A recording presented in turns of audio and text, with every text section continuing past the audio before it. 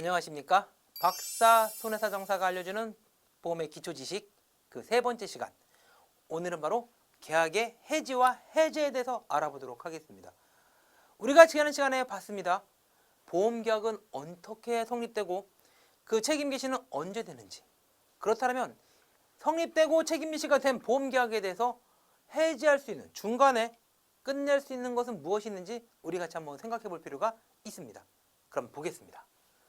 이번 시간에 볼 거는 그래서 보험계약의 해지가 뭐냐, 두 번째, 해지됐을 때 보험금은 어떻게 되느냐, 그리고 금융감독원의 조정내나 판례는 어떻게 결정하고 있느냐, 마지막에 다음 시간에는 무엇을 할지 이렇게 알려드리는 시간을 갖도록 하겠습니다.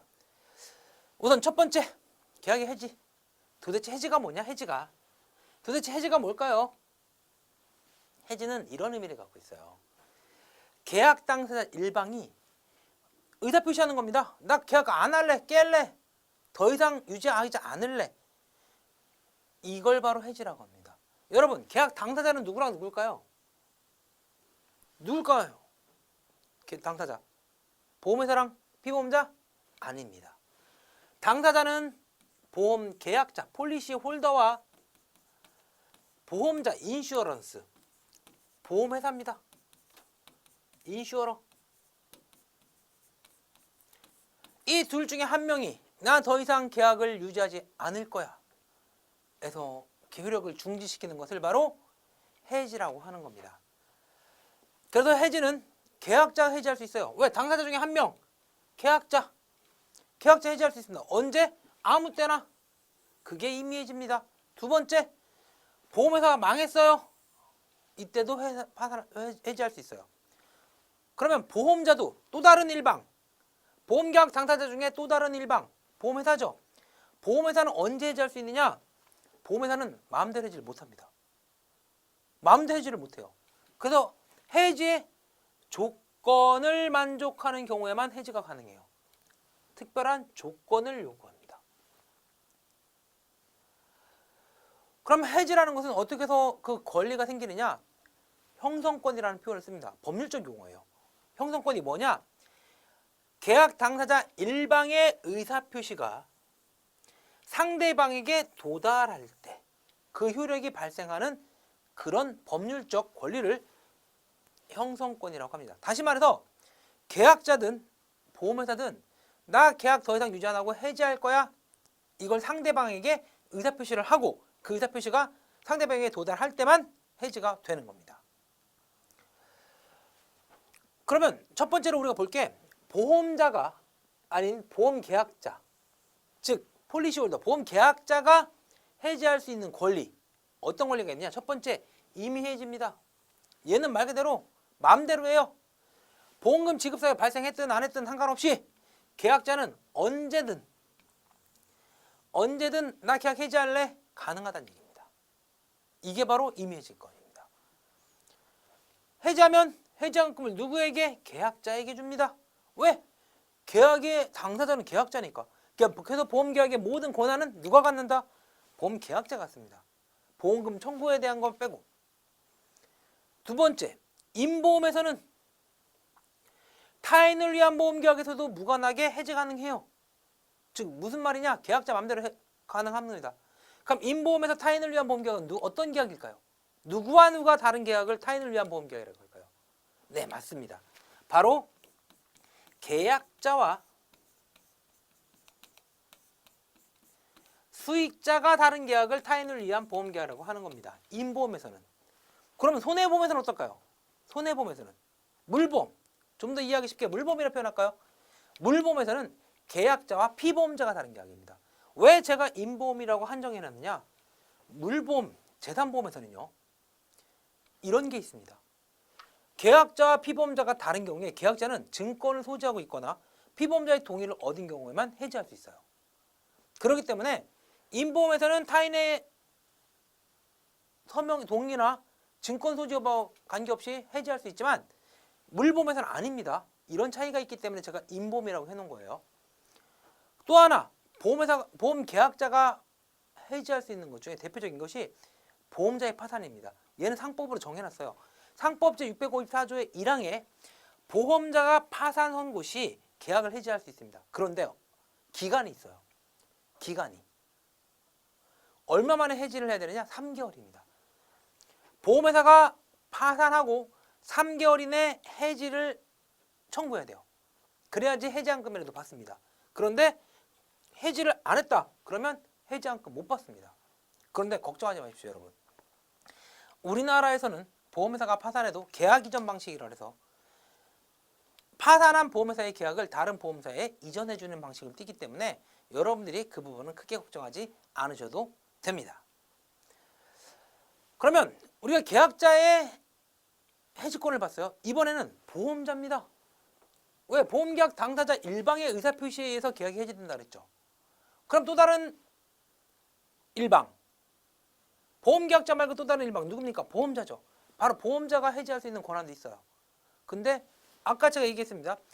특별한 조건을 만족해야만 보험자는 해지할 수 있다. 그 첫 번째 조건, 계속보험료입니다. 상법 제650조에 있어요. 계속보험료, 1회 보험료가 아닙니다. 1회 보험료가 아닌 2회 이후의 보험료를 계속보험료라고 그래요. 계속보험료를 안 냈을 때 무조건 해지할 수 있느냐? 아닙니다. 상당한 기간을 정하여 최고 후에 해지가 가능합니다. 상법 제650조에 있어요. 그래서 최고 기간이 경과한 이후에 보험료가 안 냈으면, 보험료를 안 냈을 때 해지가 가능합니다. 타인을 위한 보험계약에서는 타인에게도 최고 해지 가능합니다. 아까 제가 인보험의 타인을 위한 보험, 누구와 누가 다른 보험계약을 했어요? 계약자와 수익자. 그렇기 때문에 지정된 수익자가 있으면 누구에게도 수익자에게도 최고해야 됩니다. 다만 계약자와 피보험자가 동일하고 수익자가 법정 상속인인 경우에는 계약자에게만 최고하면 됩니다. 약관에서는 뭐라고 되어 있느냐? 바로 이 최고한 기간에 대해서 상당한 기간을 정하여 최고해야 된다라고 해놨고, 이 상당 기간에 대해서 14일 이상이다 이렇게 정해놨습니다. 즉 매월 말일, 즉 다음 달 1일부터 계약을 실효시키고 싶으면 이달 보름 전 15일 이전에는 반드시 최후 통첩이 누구에게? 계약자에게 가야만 계약을 실효시킬 수 있어요. 그래서 14일 이상의 기간을 정해서, 이상입니다. 14일 이상의 기간을 정해서 최고 후에만 해지가 가능합니다. 계약 기간이 1년 미만인 경우에는 7일 이상입니다. 그리고 이때 최고하는 방법은 서면, 대부분 등기예요. 등기. 전화, 음성녹음, 전자문서 이런 것으로 최고해야 됩니다. 근데 여기서 중요한 건 전자문서. 전자문서는요, 사전에 동의를 받아야만 전자문서로 최고할 수 있습니다. 계약자로부터 사전에 동의를 받아야 됩니다. 그리고 이 최고할 때는요, 최고 내용이 충족돼야 돼요.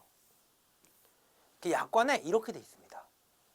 최고 내용은 첫 번째, 최고 기간이 끝나는 날까지 연체보험을 납입해야 된다. 즉 지금이 2월달, 3월 1일부터 계약을 실효시키거나 해지하고 싶다. 그러면 2월 15일 이전에, 정확하게 2월 14일 이전에 최고장을 보내면서 이걸 해야 됩니다. 2월 28일까지 돈 안 내면 계약 해지돼요. 그러니까 2월 28일 돈 꼭 내세요. 두 번째, 2월 28일까지 안 내면 계약 해지됩니다. 2월 28일까지 안 내면 3월 1일자로다가 계약 해지됩니다. 세 번째, 고객님 약대 받으신 거 있으시면 해지한금에서 약대 원금이랑 이자 빼고 줘요. 이것까지 해서 세 가지 내용이 꼭 들어가야만 최고한 것으로 봅니다. 이 세 가지 중에 하나라도 지키지 않으면 대한민국 판례는 최고를 이행하지 않은 것으로 봐서 해지할 수 없다라고 판시하고 있습니다. 또 다른 보험자의 해지권, 바로 상법제 651조 고지의무 위반입니다. 얘는 상법제 651조예요. 고지의무. 정의는 이렇습니다. 고의 또는 중과실로 중요한 사항을 불고지, 부실고지, 허위고지 아니할 의무입니다. 그리고 이를 지키지 않았을 때는 보험회사는 해지를 할 수 있습니다. 그런데 아무 때나 해지할 수 있느냐? 아닙니다.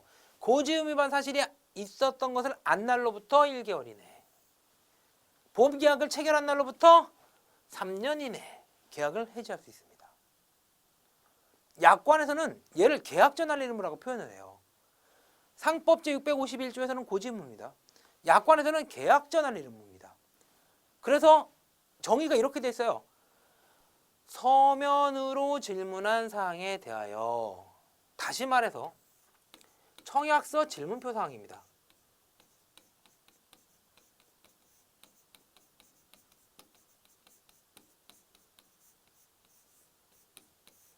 청약서 질문표 사항에 대하여 반드시 사실대로, 즉 나에게 불리한 내용도 사실대로 알려야 된다. 그것을 위반하면 해지가 가능하다. 이게 바로 약관의 내용입니다. 약간 다르죠? 근데 마찬가지로 이건 같습니다. 그 사실을 안 날로부터 1월 내 해지 가능합니다. 1월이 지나면 해지할 수 없다는 얘기예요. 두 번째, 최초 보험료를 납입한 날로부터 3년 내. 그런데 얘와 얘는 같을까요? 다를까요? 상법상의 얘와 약관상의 얘는 같은 기간일까요? 아닐까요? 다른 기간입니다. 왜 다른 기간이냐? 보험계약을 체결한 날, 다시 말하면 승낙 시점. 근데 최초 보험료를 납입한 날, 얘는 책임기시 시점입니다. 하지만 큰 의미는 없어요. 왜? 우리가 증권을 받았을 때 증권 받은 날이 별도로 표시가 되나요? 안 됩니다. 최초 보험료를 납입한 날로부터 표시가 돼요. 청약한 날로부터 표시가 됩니다. 그렇기 때문에 실무에서는 똑같이 쓰이지만 담고 있는 의미는 정확하게는 좀 다르다. 그리고 약관에만 있는 특별한 조항이 있습니다. 보험금 지급 사유가 발생하지 않고 2년이 경과한 경우에 해지 불가합니다. 진단기한은 1년입니다. 근데 여기서 중요한 건 뭐냐? 지급 사유 미발생. 이건 다시 말해서 내가 보험금을 받은 사실이 있느냐 없느냐가 아닙니다. 보험금을 청구할 수 있는 사유 자체가 있었느냐 없었느냐예요. 대표적인 사례 이렇게 볼 수 있어요. 여러분 실손의료에 비해서 우리가 병원에 갔다 소액의 실손의료비 청구합니까 안 합니까? 안 해요. 왜? 배보다 배꼽이 더 크니까. 서류 발급 비용이 더 커요. 그러면 우리 안 하고 말아요. 그런데 이 문제가 생기죠. 나중에 실손의료비를 청구하려고 하는데 2년이 지났어요. 근데 보험금 지급 사유 미발생이라고 주장할 수 있을까요? 안 됩니다. 보험금 지급 사유는 있었던 거예요. 다만 보험금을 청구하지 않은 거죠. 보험금 지급 사유는 있었다 없었다? 있었다. 그러면 이 조항을 적용할 수 없다. 이렇게 되는 겁니다. 반면에 입원 특약이나 수술 특약은 달라요. 병원에 치료받은 사실은 있습니다. 하지만 입원한 사실은 없어요. 수술을 받은 사실도 없어요. 그렇다면 이렇게 봐야겠죠. 실제 입원하지 않았으면 입원 특약은 지급 사유가 없었던 겁니다. 치료를 받았지만 수술할 사유가 없었다. 수술하지 않았다. 수술에 대한 보험금 지급 사유는 없었던 겁니다. 이렇게 이해하시는 게 좋습니다. 마지막으로 진단계약은 1년입니다. 그런데 중요한 거 있어요. 진단계약이 1년이 될 때 모든 게 다 1년이냐? 아닙니다.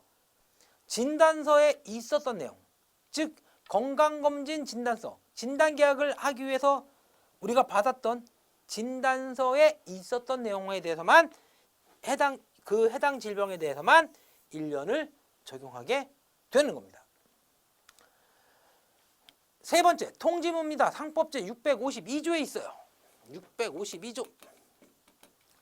아까 고지의무는 계약전환 의무를 했어요. 마찬가지로 통지의무는 약관에서 좀 다르게 표현됩니다. 어떻게? 상해보험 계약 후 할 의무. 상법에서도 이렇게 되어 있습니다. 보험 기간 중, 다시 말해서 보험계약이 체결된 다음에 사고 발생의 위험이 현저하게 변경 또는 증가된 경우 보험회사는 보험료를 증액을 청구하거나 해지가 가능합니다. 이렇게 상법으로 정해져 있어요. 그래서 똑같습니다. 해지는 그 사실을 안 날로부터 1월 내. 약관은 좀 달라요. 여기서는 새로운 게 나옵니다. 뭐가 나오느냐? 계약자 또는 피보험자의 고의 또는 중과실로, 이게 전제가 돼요. 여기서 이 고의 또는 중과실이 아주 큰 의미를 갖습니다. 뭐냐? 이런 거죠. 내가 통지해야 되는 내용인지 몰랐어요. 고의 또는 중과실이 있나요? 없죠. 여기서의 고의 또는 중과실은 통지하지 않은 것에 대한 고의 또는 중과실입니다. 통지하지 않은 것에 대한 고의 또는 중과실이에요. 이거를 미통지했어요. 알리지 않았어요. 이때는 해지 가능합니다. 이렇게 돼 있습니다. 그러면서 내용이 좀 달라집니다. 그 사실은 안날로부터 1월 통지한 경우에는 계약을 변경하거나 정산해야 됩니다. 통지하지 않은 경우에는 해지할 수 있어요. 또는 계약 변경 요구할 수 있어요. 통지도 안 하고 보험료도 안 냈어요. 추가 보험료 안 냈어요. 그러면 위험률에 따른 돈도 깎아줍니다. 이렇게 됩니다. 이렇게 돼요. 근데 여러분 이 중에서 한 가지 여러분들이 잘 이해가 안 되시는 게 하나 있을 거예요. 바로 얘죠. 예. 도대체 왜 정산을 해야 됩니까? 이게 나올 수밖에 없어요. 정산이 뭐냐? 이런 겁니다. 어떤 사람이 2018년에 보험가입을 합니다. 1월 달에 보험가입을 했어요. 1월 1일 날. 쭉 정상적으로 유지하다가 2021년에 직업을 바꿨어요. 1월 달에. 이쯤에서 계속 변경 통지를 했더니 보험회사가 이 시점부터 다 보험료를 올리랍니다. 그래서 이만큼 보험료 냈는데 여기다가 이만큼 기간에 대해서 플러스 알파에 해당하는 보험료를 더 내야만 계약을 유지해 주겠대요. 아니 이 시점이 바뀌어서 여기부터 변경되면 이 시점부터만 더 내면 되지 왜 소급해서 보험료 플러스 알파를 더 받을까요? 이게 바로 정산이거든요. 왜 더 받을까요? 제가 이거 강의하면 많은 사람들이 항상 이걸 물어봅니다. 저한테. 이거 물어본 이유 하나입니다. 이해 안 되거든요. 왜 지금 시점부터 하면 되잖아. 그런데 이렇게 보셔야 돼요. 여러분 보험은요. 이게 보험료라고 놓고 사망률이고요. 이게 연도라고 보면 나이예요. 이요. 이렇게 증가하지 않습니다. 이렇게 증가를 해요. 그래서 이 전체적인 보험 기간에 대해서 레벨, 평균 프리미엄을 정합니다. 그래서 위험률이 변경되면 이 레벨 자체가 전체가 움직이는 거예요. 전체가. 보험 기간에 레벨 전체가 왔다 오르막 내리막을 하게 됩니다. 따라서 전체를 갖다가 전체 기간, 보험 기간 전체에 대해서 보험료를 적용하지 않으면 계약의 조건이 달라져요. 해약환급금이나 만기환급금이 달라지는 겁니다. 그래서 항상 처음 계약한 시점으로 소급해서 정산을 하게 되는 거예요. 내용이 좀 어렵죠? 그래도 그렇게만 알고 계시면 되겠습니다. 뭐라고? 처음으로 소급하기 때문에 정산할 금액이 생긴다. 아시겠죠? 그 다음에 이런 거 있어요. 그러면 보험회사는 이런 해지권에 해당되면 무조건 다 해지할 수 있느냐? 아닙니다. 해지를 제한할 수도 있어요. 그 상법에는 이런 제한사항이 있습니다. 보험회사의 과실, 보험회사가 그 사실을 알았거나 중대한 과실을 알지 못한 경우 해지가 할 수 없습니다. 그래서 첫 번째가 이거예요. 보험회사가 알고도 인수했어요. 그래놓고 딴소리예요. 모른 척하고 있다가 이러면 해지 안 돼요. 두 번째, 보험회사가 알 수 있었는데 보험회사의 과실을 알지 못했어요. 역시 이런 경우에 해지할 수 없습니다. 약관에는 이거 플러스 이게 더 들어가요. 설계사의 부당행위. 설계사의 부당행위가 있었으면 역시 해지할 수 없습니다. 그럼 설계사의 부당행위는 뭐뭐 있느냐? 첫 번째, 고지할 기회를 안 줬다. 즉 계약자 측에 고지 기회를 박탈했다. 내가 고지하고 싶었는데 설계사가 나한테 고지할 기회를 안 줬어요. 이러면 해지할 수 없어요. 두 번째, 고지를 방해합니다. 고지하려고 했더니 야, 너 그렇게 하면 보험 안 돼. 고지하지 마. 이거 있으면 해지 못해요. 또 하나, 불고지, 부실고지, 허위고지 권유입니다. 한 3달 약 먹었어요. 야, 3달 약 먹었다라면 보험가입 안 되니까 우리 한 달만 먹었다 하자. 또는 30일만 아니면 안 넘으면 되니까 20일만 먹었다고 하자. 바로 이런 거죠. 이런 걸 누가? 설계사가 계약자 측에 권유한 사실이 확인되면 이 계약은 고지의무 위반이 있어서 계약 해지할 수가 없습니다. 그래서 여러분 해지권을 제한하는 사유 꼭 알아두셔야 되겠습니다. 그 다음에 법에는 없어요. 지금까지 상법조 651조, 650조, 651조, 652조 이런 걸 기준으로 해서 해지를 약관에 정해놓고 상법에 정해놓은 이런 경우를 알아봤어요. 그런데 얘는 법에는 없어요. 법에는 없어요. 그런데 약관에서는 해지 사유를 봅니다. 뭐냐? 중대한 사유. 그래서 중대한 사실이 있는 경우에는 그 사실을 안 날로부터 1개월 이내에 계약을 해지할 수 있습니다. 그러면 중대한 사유가 뭘까요? 도대체 어떤 사유일까요? 어떤 사유? 바로 이겁니다. 고의사고입니다. 고의사고. 계약자의 고의, 피보험자의 고의, 수익자의 고의. 이런 고의사고 있을 때 계약을 해지할 수 있어요. 상법 제659조는 피보험자의 고의 또는 중과실에 대해서 보험금 부지급만 결정하고 있지 계약의 유지 여부에 대해서는 정하고 있는 게 없어요. 하지만 약관에서는 얘를 해지 사유로 봅니다. 또 하나 이런 게 있어요. 보험금 청구 서류의 고의 변조 증거의 위변조예요. 얘 또한 해지할 수 있다고 봐요. 근데 얘는 역시 상법상의 조항이 없습니다. 그럼 얘네들은 어떤 근거에서 해지할 수 있을까요? 바로 이겁니다. 계약 유지가 의미가 없다는 거예요. 신의 측에 반한다. 판례 입장입니다. 이미 지급할 보험금을 안 주는 조건이 발생했는데 계약을 계속 유지하는 것은 의미가 없다. 이것은 보험계약의 신의 측에 반한다. 대법원에서 이렇게 판결을 내려버린 거죠. 그래서 법원의 판결에 따라서 중대한 사유로 인한 것은 유지가 인정되지 않습니다. 실사례로 이런 게 있어요. 어떤 사람이 2번 특약에서 장기간 또는 다수 반복 입원을 해서 보험 사기를 받았습니다. 실손일입까지 해지해요. 부당하다고 소송을 넣습니다. 그랬더니 대법원이 이렇게 합니다. 너는 이미 신의 측을 잃었기 때문에 계약 해지는 당연하다. 이렇게 판시하고 있습니다. 중대한 사유로 계약 해지 사유가 된다.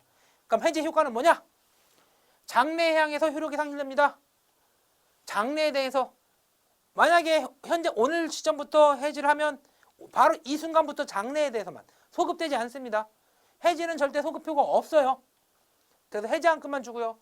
보험사고 발생 전에 해지하면 해지 후 사고는 보상하지 않습니다. 반면에 보험사고 발생 후 해지하면 보험금을 지급하는 경우도 있고 부지급하는 경우도 있어요. 언제? 바로 인과관계 입증 시 고지무 위반하고 인과관계가 있는 것이 확인되면 통지무 위반하고 인과관계 있는 것이 확인되면 보험금 안 줄 수 있습니다. 해지 절차는 이렇습니다. 해지 사유가 있을 때 무조건 해지할 수 있는 게 아니에요. 계약자에게 계약 전 알릴 의무 위반 사실이 있음을 구체적으로 명시해 줘야 돼요. 또 하나 그가 중요한 사항에 해당한다라는 사유를 뭐와 함께 반대의 증거가 있으면 이의제기를 할 수 있습니다라는 내용과 함께 무엇으로? 서면으로 안내해야만 그 효력이 발생합니다. 보험금은 이래요. 상법 655조 이렇게 됐습니다. 해지할 때는 보험금 안 줄 수 있어요. 그런데 어떻게? 보험사고가 발생한 후라도 보험자가 요거에 따라서 해지하면 보험금 안 줄 수 있습니다. 그런데 아무 때나 안 주는 게 아니에요. 인과관계에 대한 입증이 있으면 안 줄 수 있지만 없으면 줘야 됩니다. 다시 말해서 651조 고지무나 651조 통지의무 위반 사항이 보험사고 발생에 영향을 미치지 않았음을 증명된 경우에는 보험금을 지급하라. 이렇게 규정하고 있습니다. 그런데 얘가 약관에서는 달라요. 뭐냐? 이렇게 달라집니다. 보험계약의 해지와 보험금의 부지급은 입증 책임을 회사로 넘깁니다. 회사가 증명하지 못하는 경우에 즉 고지무 위반 사실이나 통지 위반 사실하고 인과관계 있음을 누가? 보험회사가 입증하지 못하면 보험금 지급해야 됩니다. 이렇게 돼 있어요. 그래서 얘를 갖다가 뭐라고 하느냐? 입증 책임의 전환. 좀 유식한 말로는 프루프 오브 트랜스퍼. 입증 책임을 상법에서는 계약자 측이 인과관계 없음을 입증해야 됐지만 약관에서는 누가? 보험자가 인과관계 있음을 입증해야만 보험금을 안 줄 수 있다. 이렇게 해놓은 겁니다. 그 다음에 해제라는 게 있어요. 해제는 여러분 모르셔도 돼요. 왜냐? 우리나라에선 실제 적용되기 어렵습니다. 이거는 보험 중개인이 모집한 계약에서만 가능해요. 뭐냐? 보험 중개인이 보험자랑 보험계약 체결 조건을 정하고 보험계약을 체결합니다. 그리고 계약자 측에 통보합니다. 언제까지 보험료 내세요. 근데 그 초회 보험료를 2달 이상 안 내면 해제입니다. 그리고 해제의 효과는 무효입니다. 그래서 해지 대 해제를 비교해보면 이렇게 돼요. 해지는 해지 시점부터 장래에 대해서만 영향을 미치지만 해제는 계약의 효력 자체가 발생시키지 않는 무효다. 해지는 실효다. 이 두 가지만 차이점으로 알아두시면 되겠습니다. 사례 간단하게 볼게요. 굉장히 의미 있는 조정이었어요. 2019-2호 얘 때문에 2020년 7월 31일자로 표준법약관이 바뀔 때 이 내용이 들어갑니다. 안내 내용이 구체적이지 않아서. 피보험자가 가입 전에 간경변과 당뇨를 치료받은 사실인데 고지하지 않고 보험가입해요. 근데 이분이 간암에 걸립니다. 보험회사에서 손해사정을 의뢰해서 심사를 했더니 간경변을 고지 안 했네. 그래서 너 간경변이고 간암이니까 HCC니까 L시고 HCC니까 인과관계 있으니까 면책 및 계약 해지다. 이렇게 됩니다. 그런데 보험회사가 안내를 어떻게 하느냐? 얘만 갖고 안내를 해요. 근데 아까 우리가 봤어요. 반대의 증거가 있는 경우가 이의제기할 수 있습니다. 그래서 고객이 반증을 합니다. 나 간경변에 대해서 병원 측에서 얘기 들은 적 없어. 그랬더니 병원도 인정을 해요. 왜냐? 우리가 검사만 해놓고 결과를 보러 병원에 안 가는 경우가 많아요. 그때 병원에서 여러분들 전화를 알려줍니까? 안 알려줍니다. 건강검진이 아니면 결과 보내줍니까? 안 보내줘요. 결과적으로 말하면 간경변은 고지하지 않은 것에 대해서 계약자의 고의 또는 중과실이 없었어요. 피보험자의 고의 또는 중과실도 없습니다. 그래서 금감원은 결과적으로 보험금을 지급하고 계약도 유지하라고 결정을 내립니다. 근데 이때 보험회사가 이 당뇨 미고지 사실에 대해서 안내장에 서서 해지를 날렸다면 간경변과 관계없이 계약은 해지했겠죠. 하지만 안내장에 당뇨는 빼고 간경변만 날렸고 간경변에서 반증이 들어오니까 그때는 해지할 수 없게 된 겁니다. 시사점 뭐냐? 해지 사유를 구체적으로 명시하지 않으면 해지가 인정되지 않는다. 특히 2020년 7월 31일자 표준보험약관에서는 엄격하게 구체적으로 알려주라고 기재를 해놓고 있다. 대법원 판례 하나 보고 가겠습니다. 이거는 보험회사의 과실에 대한 거예요. 보험회사의 과실. 뭐였냐면 A 손보사의 피보험자가 계속 1륜차 보험을 가입했었어요. 책임보험을. 그러다가 장기보험 가입할 때는 고지를 안 합니다. 1륜차로. 1륜차 사용을 미고지해요. 고지하지 않았어요. 근데 이 사람이 1륜차 사고로 사망합니다. 사망했어요. 보험회사는 이거죠. 네가 고지 안 했으니까 우리 몰랐어. 하지만 법원은 이렇게 판결 내립니다. 야, 보험회사 니네 조금만 신경 썼으면 니네한테 1륜차 보험 가입하고 있었는데 그걸 몰랐다는 게 말이 되냐. 니네 조금만 신경 써서 알 수 있었잖아. 따라서 니네 과실이야. 그러니까 돈 줘. 이렇게 되는 겁니다. 시사점이 이겁니다.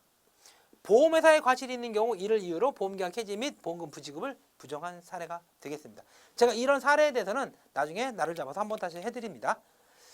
그 다음에 따끈한 판례가 안에서 여러분께 알려드립니다. 여러분, 피보험자가 가입 후 폐결핵으로 사망했어요. 그런데 문제는 뭐냐? 보험가입 시점까지 이 사람 정확한 병명을 알지 못했습니다. 고지 대상일까요? 고지 대상일까요? 청약서 질문표에 해당이 안 됩니다.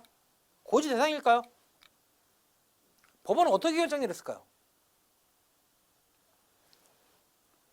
고지의무 위반으로 봤습니다. 면책을 인정했어요. 왜?